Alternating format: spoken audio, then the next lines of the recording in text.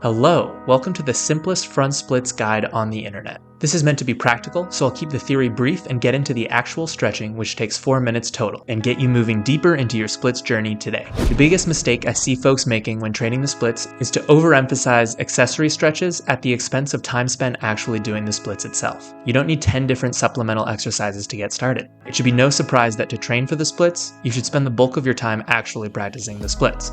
And yet most guides recommend a large array of accessory movements, and then finally just a minute or two of the splits itself. While this can also be effective, it's not efficient as you can get enough stimulus from just practicing the splits. Only add accessory stretches as necessary once progress slows after months of work. As an intermediate, you'll be able to identify your weaknesses, usually hip flexors or hamstrings, and isolate them with 1 or 2 more targeted exercises. Don't overcomplicate your routine. Get started, become proficient at the basics, and at keeping a consistent routine, then modify it only after you've achieved some results. You won't make real progress from trying to stretch 20 minutes every day and then burning out after a week. The splits is a marathon, not a sprint, so building a sustainable habit is key. The second biggest mistake is overemphasizing idealistic form cues as a beginner.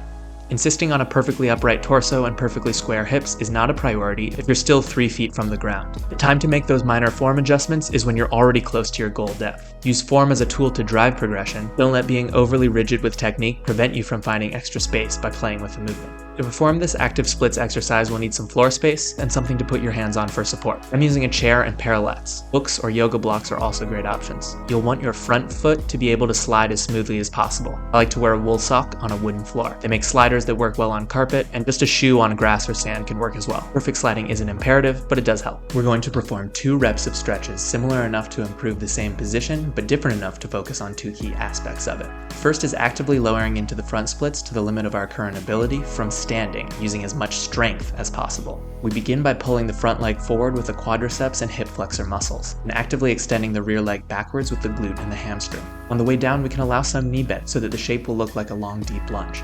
On the way down, I'm using the chair for balance, but not to hold my body weight, so I don't let the rear knee drop to the ground because I'm trying to express as much strength as possible. I alternate pulling my legs together to resist the stretch, squeezing very hard for a few seconds, then relaxing all the muscles, allowing gravity to pull me a bit deeper, and then finally flexing the antagonist muscles to actively pull me deeper still. Once I reach the end range of motion without my rear knee touching the ground, I oscillate and deviate from this position for a few breaths. I like to do some ballistic bounces at the end range while really feeling my entire legs working hard. Then after 30 to 45 seconds, I actively pull my legs back together, assisting only as much as necessary with my hands. Now that we've warmed up our muscles by supporting our full body weight, we move on to the second rep, where the focus is to express our maximum range of motion. So we dial down the strength demands by reducing the load of our body weight using knee support, but keep the strength, effort, and intensity high. This is like moving from a 20-pound dumbbell down to a 5-pound dumbbell. The strength demand is lower, so you can really push to maximize the range of motion. Starting with both legs bent, first extend the front leg as straight as you can, then use your antagonist muscles to spread the legs, bringing your hips closer and closer to the floor. We proceed with the same activations, oscillations, and deviations as the previous set, but with this one, the focus is more on maximizing the stretch feeling and range of motion. You should be able to get a bit deeper here than on the previous one. The key point in this stretch is to make sure that you feel the stretch on the front hamstrings and the rear hip flexor. If you only feel the hamstring, lean the torso back to feel the hip flexor. If you only feel the hip flexor, lean forward until you feel the hamstring as well. That way we're working both legs at the same time. On both of these, we want to aim for an intensity feeling of 7 or 8 out of 10. It should require focus and take some effort to control your breathing, and the stretch feeling in your muscles should be intense. But if you feel any sharp or sudden pains, especially across the knee or hip joints rather than the muscle bellies themselves, you've overdone it, and you should reduce the intensity and range of motion and proceed with more caution next time. Finish by pulling yourself out of the stretch with as much strength as possible.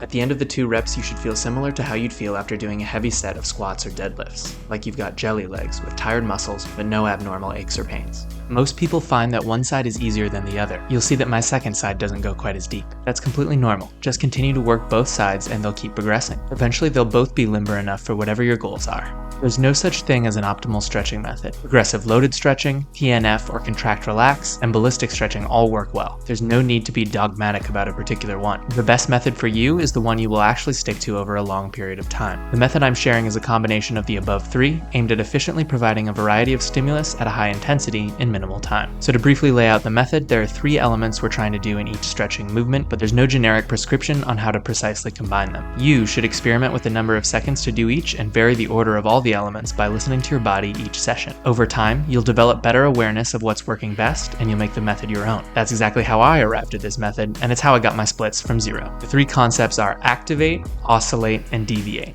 Activate. We want to activate the musculature being stretched, increasing blood flow to those areas and expressing and developing strength through that range of motion. We also want to activate the antagonist muscles, those which move in the opposite direction and bring us deeper into the stretch. This allows us to modulate the load applied in the stretch and vary the intensity throughout the rep as we vary the position. This also reminds us in the moment that the stretch should be felt primarily in the muscles and not in the joints themselves. Oscillate.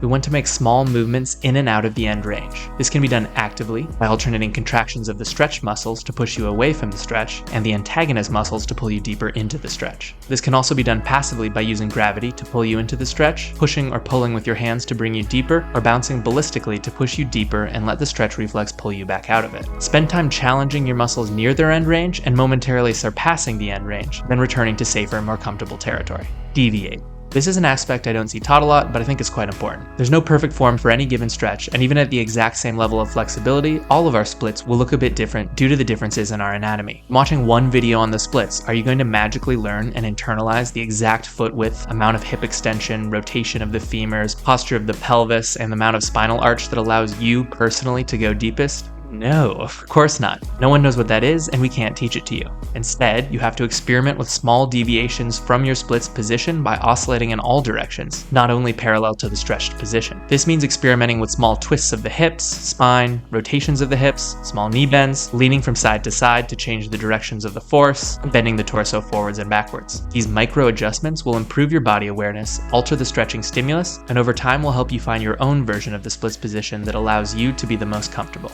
As for programming, I usually spend 30 to 45 seconds in the first strength rep and 45 to 60 seconds in the second flexibility rep. It's not a hard rule. You'll progress faster by listening to your body and auto-regulating rather than following my exact prescription. That works out to a total time spent oscillating and deviating around the end range of motion of about 45 to 75 seconds. If you're new to split stretching, I'd start with just 2 sessions per week, adding 1 set per week at a time, only if you feel recovered from the previous sessions and you notice that you're continuously getting deeper and feeling more comfortable. You can work up to about 10 minutes of total stretching time per week, which would only be about 6 to 8 of these sets in a week maximum. I'd only recommend doing that much if the front splits is your only flexibility goal. If you're doing several other stretches, save some recovery for those as well, maxing out at about 4 or 5 sets per week. You can do 2 sets back to back if you want. I personally usually just do 1 as part of a full body stretching routine. I made most of my gains with as little as 2 to 3 sets per week, but you can make faster progress by doing more, provided you're resting enough from other strenuous physical activity to actually recover. Don't burn yourself out trying to maximize your results in 30 days. For most of you, it will take many months to achieve the full splits. Start twice a week, add sessions sparingly, and enjoy the journey.